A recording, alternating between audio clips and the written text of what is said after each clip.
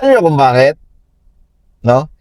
Dito sa salon business, kung di mo alam paano yung mga kalakaran sa loob, paano magpasahod, paano ang proseso, paano ang commission ba, sahuran ba, ano yung sistema, di mo alam yung services, mamamatay ka sa stress dito. Yo, what's up? Good morning.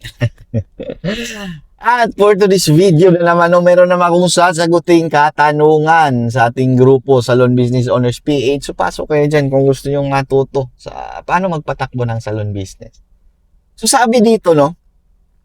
Yan, babasahin ko lang. Planning to start salon sa Angono po sa beer months. Puti ka, may magsisimula siya ng sakit ng ulo. How much po kaya ang sahura ng stylist at manicurista?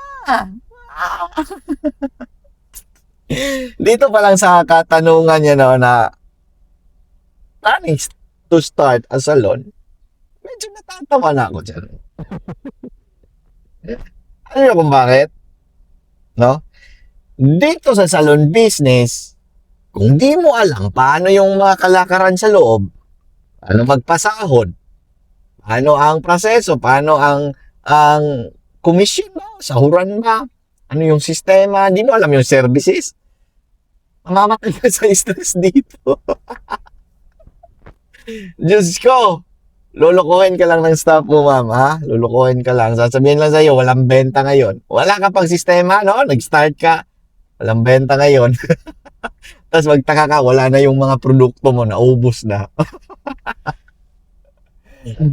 Pero sasagutin ko pa rin to, ma'am, no? Di baling natawa ako sa yung sa susunod mo na tanong, problema ko, sir.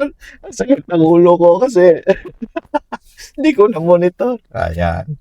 Bago ako sumagot doon, ako nga pala si Jeff Cinco, isang entrepreneur, isa akong salon owner. Na tumutulong ako sa mga ganitong mga tanong, mga bagwang salon owner na gusto magsimula, na nagsisimula na, tapos may problema sa pag-handle ng staff. Tutulong ako dyan. So ngayon, no, planning to start a salon ngayong beer months. Okay, maganda. How much po kaya ang sahuran ng stylist at manicurista? Usapang sahuran. Stylist, manicurista. Ganito yan. Para sa mga alam ko, merong dalawa, no? Tatlo pala yan. Una, minimum wage. Tapos, pinaka-basic, ito, minimum wage, tapos 10%. Pero kung hindi ka marunong sa ganyan, baka may minimum wage ka pa, tapos may 10% ka pa per day. May technique dyan, kung ganyan gagamitin nyo. Pangalawa, meron akong nakita na fix sila daily. I mean monthly. Marami akong mga nakakausap na mga ganyang staff. Fix sila monthly. Tapos, meron silang, palagay natin na 30% o 20% sa total gross sa loob ng 1 month. Alam mo, fix nila is 5K. Yan naman yung fix nila. Diba? For her stylist. Tapos, meron silang 20% sa buong gross nila. Halimbawa, nag-gross sila ng mga worth, pagpalagay natin, 100,000. Di ba? Malakasan daw yung salon eh. O, meron silang 20,000 plus 5,000. O, parang ganon. No? Depende sa setup. Merong ganong setup. Fix na 10K or 10% sa buong gross. No? At pangatlo, ito yung pinaka-safe. No? Ito yung pinaka-safe na pampasahod. At ito yung commission base. Commission base. Yun yung pinaka-best. Bakit ko ito pinaglalaban tong commission base? Commission base. Etong dalawang to ay magtutulungan. May-ari, salon owner, at staff or stylist. Yan yung mga sikreto. Yan yung mga technique, no? At meron pa yung pinaka-technique. Pero hindi ko sasabihin dito. Yan lang naman sasabihin ko.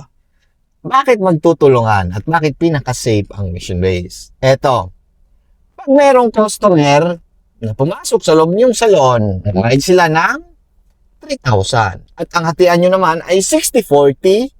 So, sa 3,000, ang 40% niyan ay 1,2.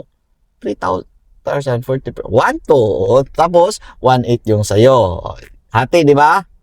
Pero, hindi lahat 60-40. Yung iba 70-30, yung iba 65-35. So, ganyan. Basta commission-based ang pinaka-the best, no? Kasi, bakit sinabi ko magtutulungan? Ganito yon.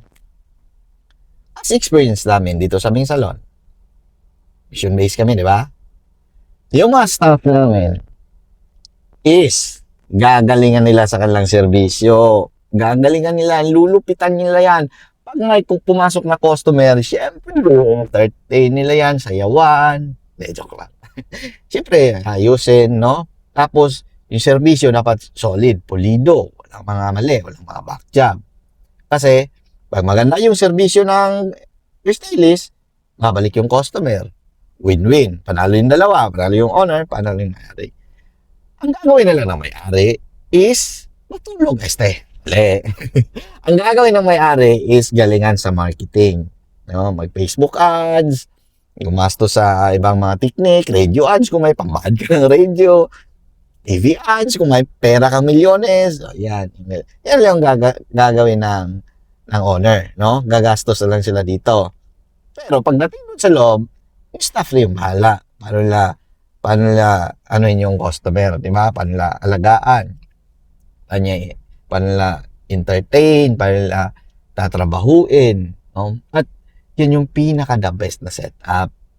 Kasi, pag commission-based ka, may pumasok, may kita yung stylist, may kita yung salon owner.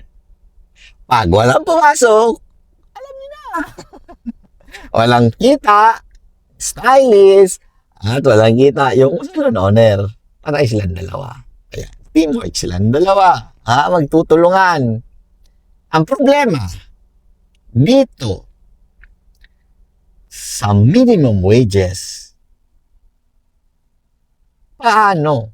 Pag walang pumasok, na customer, dyan sa inyong salon, di ba? Walang pumasok kasi bago pa. Alamang, abonado ka dyan. Abono malala ka dyan. At, meron kang fixed cost. So, ano nga ba tong fixed cost? Ang fixed cost, eto ay babayaran mo ng buo, may benta o wala. Bibigyan kita ng halimbawa. Renta. May benta o wala, babayaran mo yan. Walang pa kayong may-ari sa'yo. Pasahod mo sa tao, may benta o wala, babayaran mo yan. Walang may paki sa'yo. Wi-Fi, fix yan. Kung 1.5 yan, babayaran mo lang. Walang pake yung taga PLDT sa'yo o taga Converge sa'yo kung may sahod ka o may benta ka, wala. So, ano pa ba yung mga fixed cost? Yun yung mga sample ko. Meron pa yung hindi fixed cost. No? Ano naman yun? Sa ibang topic ko na yun. Dami ko lang na-share dito eh.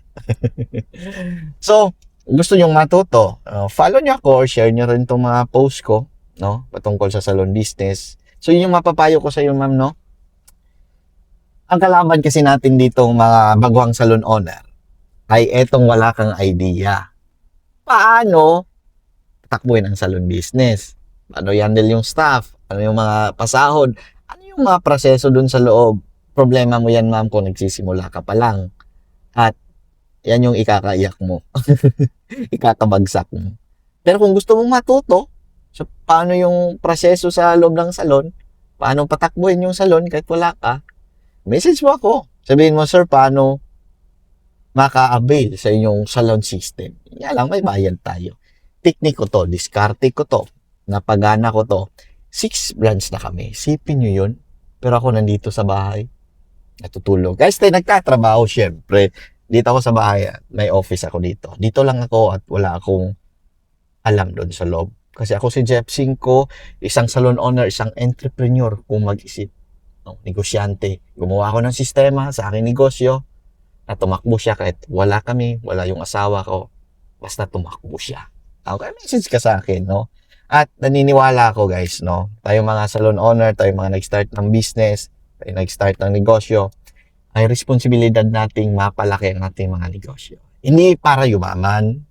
Automatic na yun. Kung mapalaki mo yung salon, yayaman ka. Pero, kundi dahil sa pagtulong. No? Isipin nyo, Meron ako ngayong 6 branch. Yan, 6 branch. Meron akong 30 na staff. 30 na staff. Napakadami nun. Ibig sabihin nun, meron akong 30 na family, na kumukuha ng araw-araw na panggastos, pagkain sa kanilang buhay. Diba? Naisip niyo kung gaano kalaki yung ating naiambag. No? So, palakin nyo pa yung inyong salon, palakin ko rin yung akin, galingan natin, magtulungan tayo. Yun nga lang, kung wala kayong sistema, mahihirapan kayo. Message kayo sa akin. So, yun lang. Bye-bye. Galingan natin na trabaho pa tayo.